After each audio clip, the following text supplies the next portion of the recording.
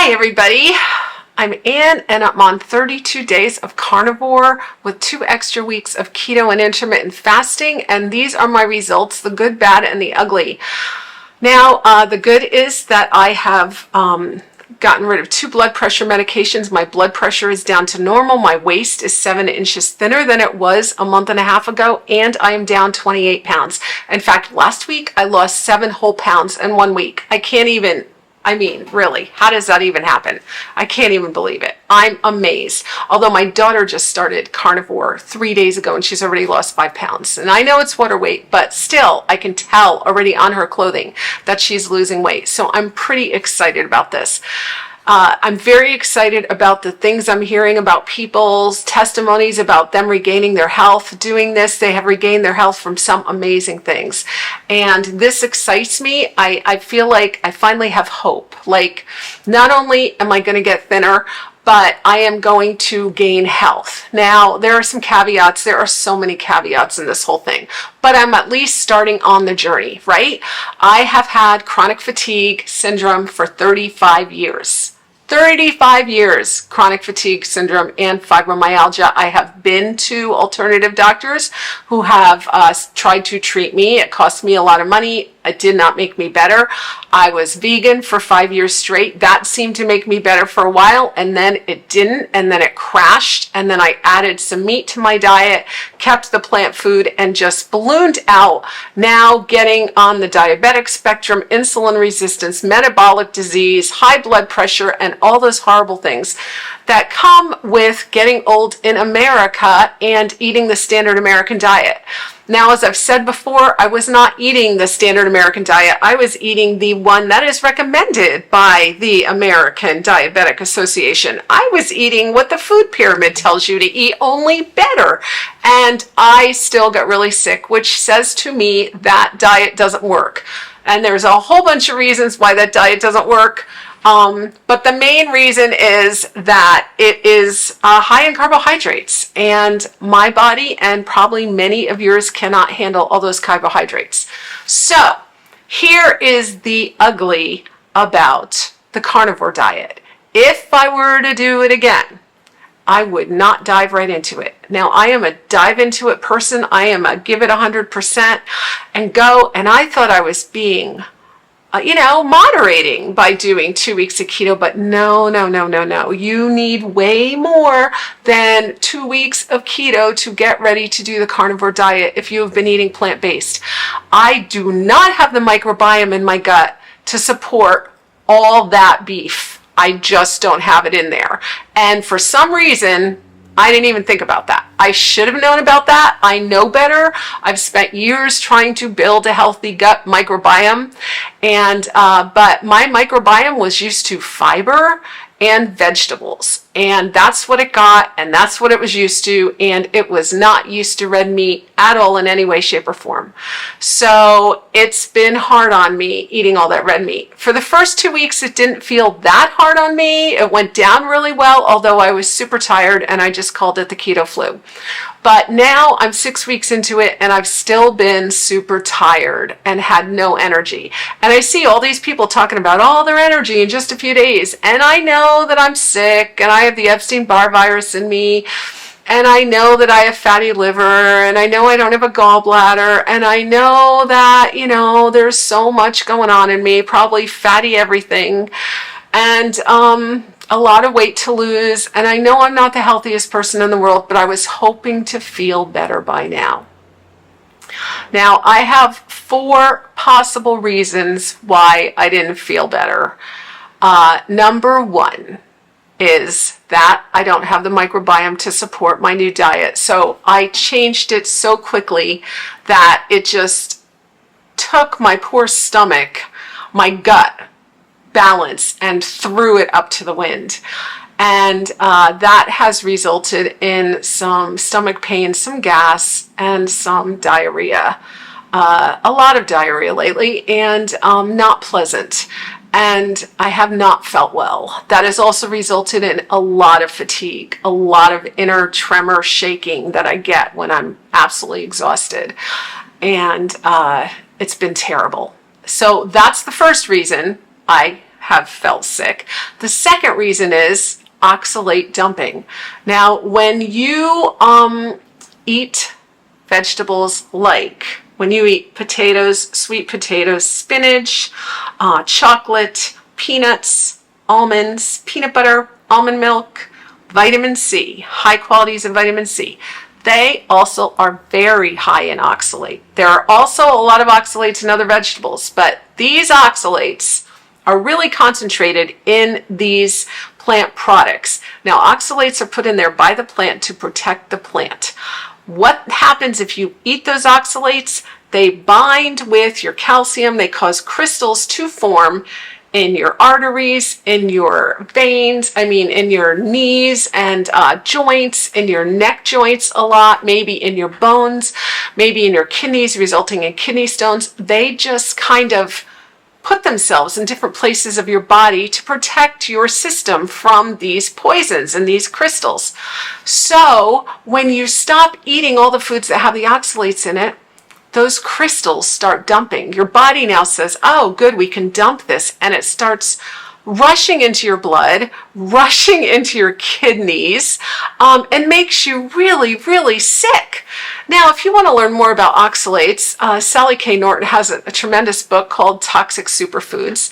If you were a vegan like me and did a lot of green smoothies like me, if you were sick like me and ate a lot of vitamin C, hoping that that would get rid of the Epstein-Barr virus, and then finally had it pumped through your veins, you probably have a lot of oxalates in your system, as I do.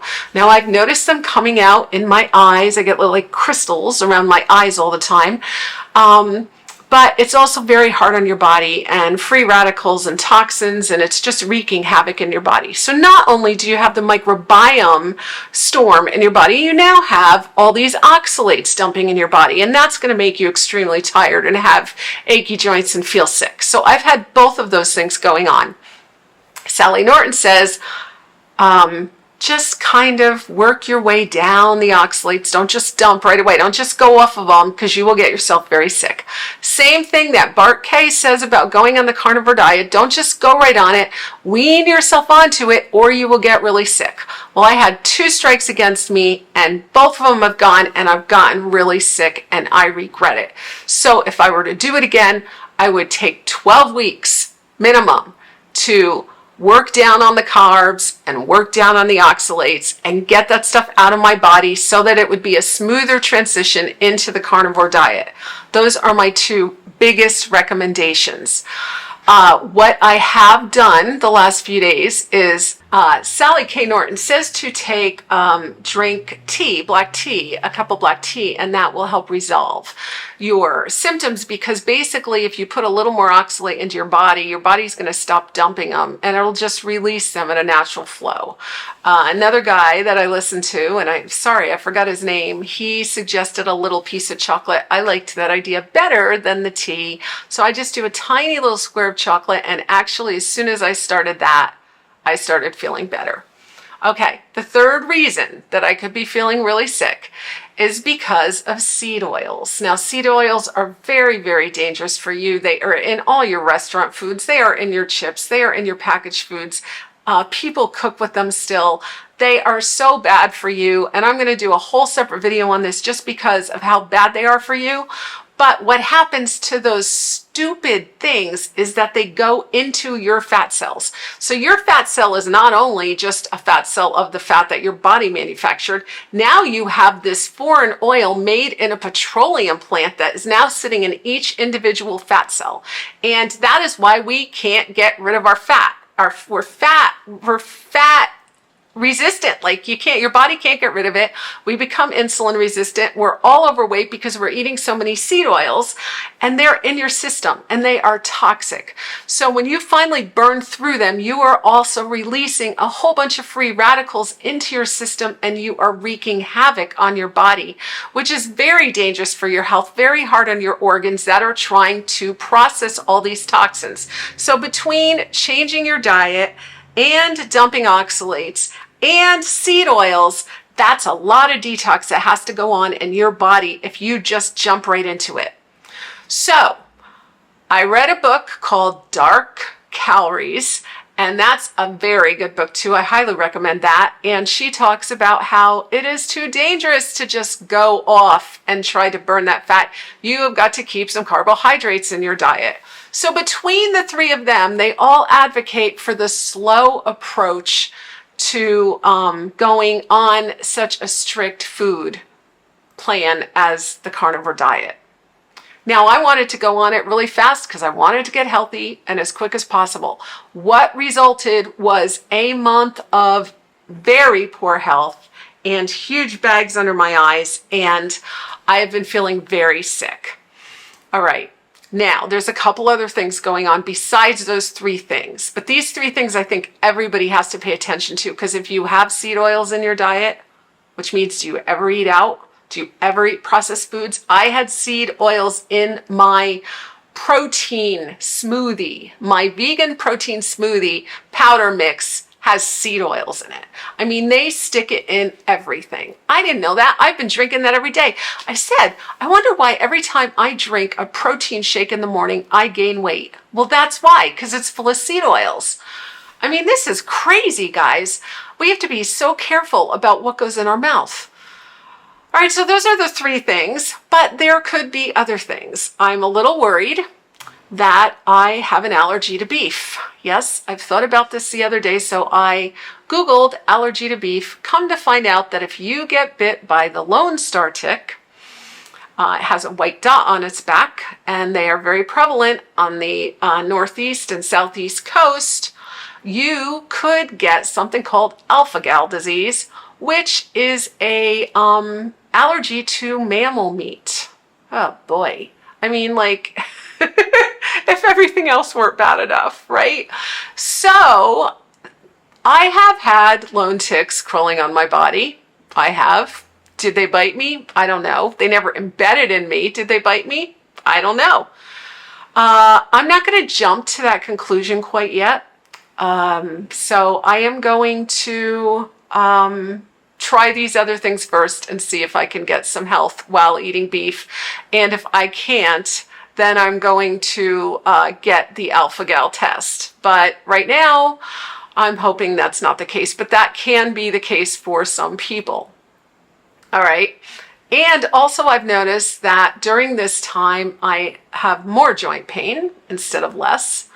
I am more allergic to everything instead of less. It's like my body was in a certain space of processed health and I have thrown it all up, like fruit basket upset. I've thrown it all to the wind. And this is my big caution. Please do not rush into this. If you are watching me and you just started, eat a little bit of veggie here and there, a little maybe oxalate veggie here and there, and try to wean yourself down a little bit.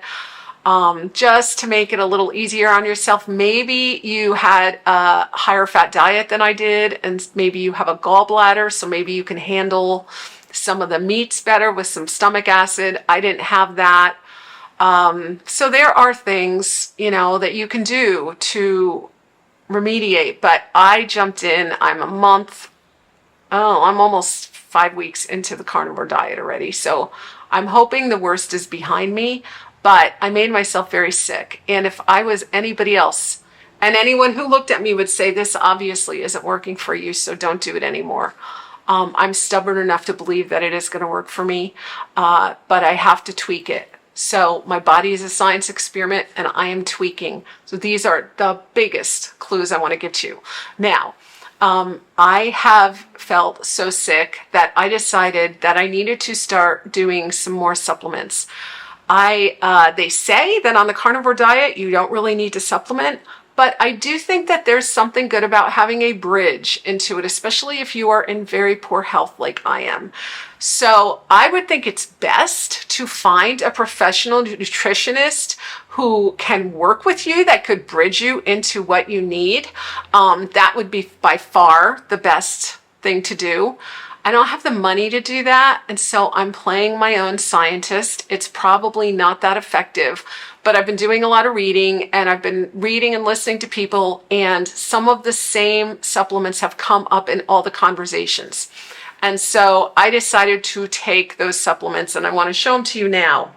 One that came up in the conversation was alpha lipoic acid, ALA they call it. This is 600 milligrams. I get the Now brand because the health food store down the street carries it. That doesn't mean it is the most bioeffective available one. So don't just go out and buy Now. But it seems to be working. I take one of these on an empty stomach. I'm going to start to take 2 of these.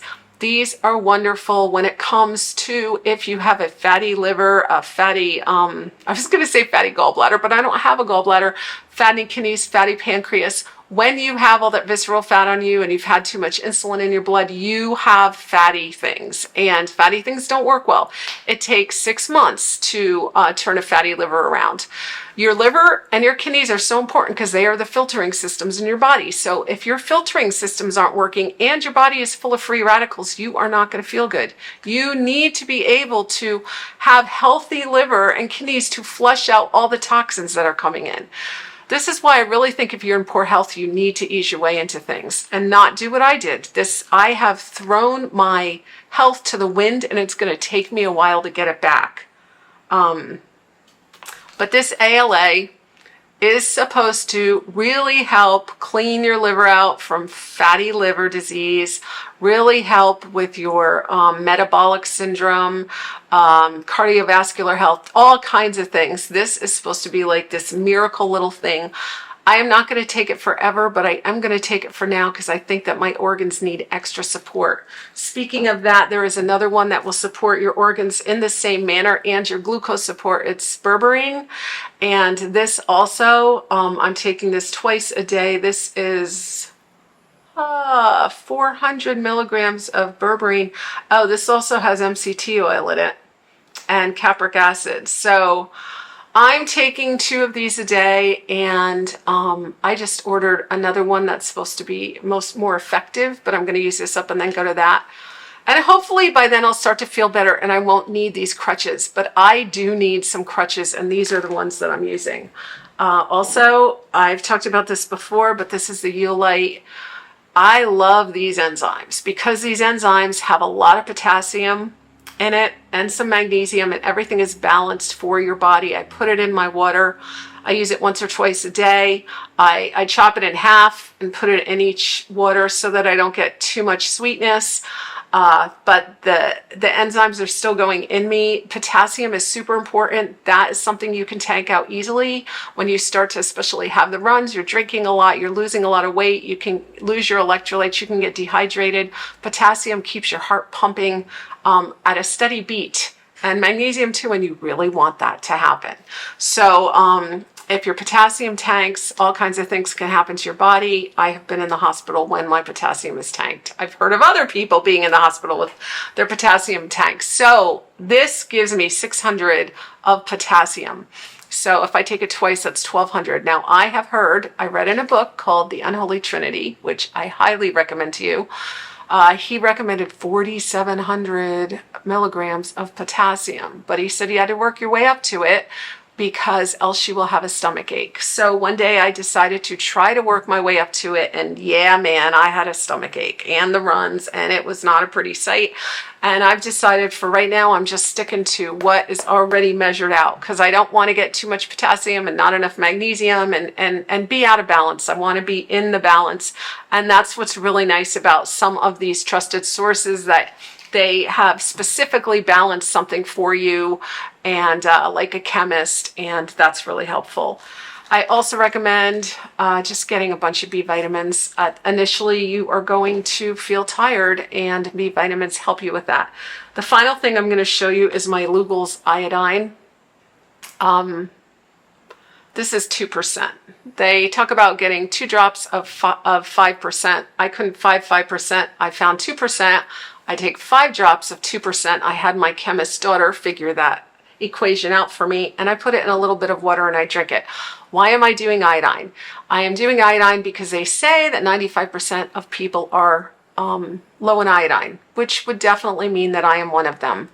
I have to just agree with that. And they say that women who are low in iodine have more fibrous breast tissue, which I do, which backs up my hypothesis. Therefore, I am taking iodine. Now, I have heard one iodine doctor say that this would not be a near enough of a dose of iodine to help anything. But this is what Dr. Berry recommends. And right now, I'm just not into doing too much of anything in my body, because everything I do in my body is going to need to be processed and will turn into waste and could be considered toxic. And I do not have a good liver and pancreas and kidneys right now to support this whole process. Everything is still bogged down. So for the next 6 months, probably, I am going to support my body while it tries to heal. And eventually I will run out of, hopefully, the oxalates at some point until they rear their ugly head again. And I will, I think it might be important to actually control the oxalates while my mitochondria is trying to rebuild and my probiotics and my gut, my microbiome is trying to rebuild. It might be a good idea not to tox that while I'm doing, you know, the whole oxalate business. I think you just don't want to flush it all out of your system at one time, especially if you're a sick person. If you're a healthy person, you might be able to do this. If you are someone who your liver is in good shape, you might be able to do this. I myself, not so good. Okay, that's my ugly part. Okay, so we did the good, we did the bad, ugly part. So I just want to talk about something that is more exciting and better. And do you remember I was talking about my little white pants? This is my little goal for my little white pants. I thought they were a size 6, but they're actually a size 10. So they're a little bigger than I thought they were, but still out of my reach at this point in time. Hoping that I can get in them by the end of the summer. But the other day I was out shopping. It was right around my birthday. And I bought this cute little sweater for my little white pants, because this here is your ultimate New England island outfit. Because it's a little breezy on the islands and you need a little sweater, and everyone wears their little white pants, and now I have a cute little sweater to wear with it. And I have a little story with that sweater, because I saw it and thought, that's my little white pants sweater. And I picked up the large and I was swimming in it. I picked up the medium and that was big. I have small shoulders, but bigger arms, and right now still a bigger waist. And so I picked up the small and put it on, and it fit. And the woman, when I was in the medium, she looked at me and she said, you know, those stretch. So just giving you a warning. So I thought, okay, if they stretch, I'm going to go with the small. And if it stretches, it'll just be a bigger sweater. So that's the sweater. Pretty exciting. I also took down a pair of jeans. These jeans are, I only wear them once, but they're super cool jeans. They're American Eagle. They are fun. They are faded. They are worn, and they are flare. And I purchased them online. My daughter had them and I thought they were so cute. I decided to purchase some for myself. And I think she had a 12 and she's skinny. And this was before I gained all this weight. I thought, well, when I was in 2020, I thought, well, I'll get a 12 and a 14. That way I can wear the 14 and then the 12. But I wore them once. They were not comfortable. They are high-waisted. When they're high-waisted, your belly is just going to be stuffed in there, right? Like if you put a hip waist, your belly can roll over like a mushroom. But when you go high waist, you got to be a little more true to your size. So I haven't worn them yet, but I pulled them out and I did put them on. They are stretchy, so I was able to close the zipper. I think if I sat down, I'd probably break the zipper, and I could hardly walk, and they looked awful. However, they were on my body, and that is improvement. So I'd like to know, what have your improvements been? What have your treats been for yourself? How have your 2 weeks been going since I was on last? How is everything? Are you having symptoms like me? If you are, share below. I wish that they covered this more in all of these pro carnivore diets. I wish with every single pro carnivore diet they'd put a disclaimer on there and say, please don't jump into this overnight, because it is bad. And it's only because I am so stubborn that I am able to stick with this. And I hope that it will pay off on the other end, because right now I'm having a few doubts. But let me know how you're doing. We'll talk to you soon.